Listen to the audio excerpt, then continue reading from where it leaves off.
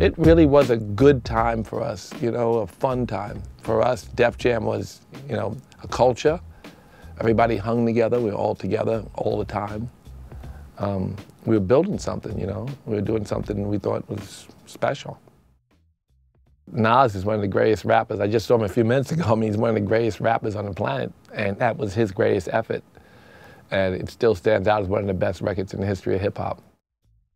It kind of meant a lot, you know, it was because it was their honest expression. There was no producer overseeing them, and they did what they wanted, and that was a really good effort on their part. The difference was Rick Rubin knew how to put a chorus together and kind of structure it in a way that was more accessible. Didn't mean it was better, it meant it just was bigger. And so Rick made records that more people could digest. The Beastie Boys made core records, which kind of reaffirmed their base, very good for them.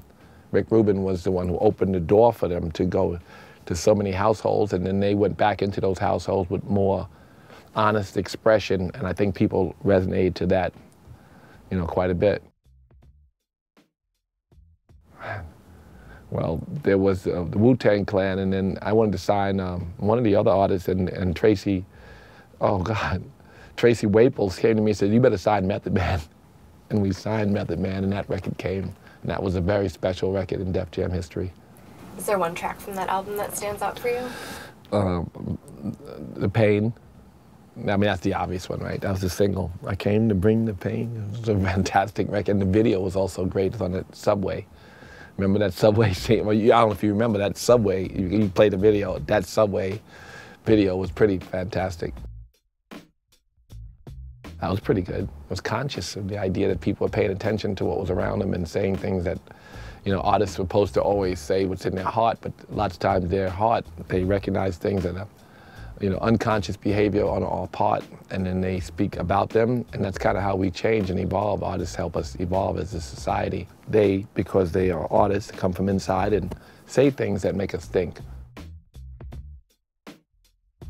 Jesus. What a great record. Bad choice of title. Great, one of the greatest records in rap ever. You know, I shy away from greatest because I don't believe it. The greatest record I hear sometimes is the one that's on the radio. I don't want to turn it. You know, the one that's playing now, oh shit, that's shit. Do I want to turn it to another record? No. I like stuff that's current, you know, a lot, you know. I just can't help it. There's no greatest year. This year is pretty damn good. Right now, it's pretty damn good.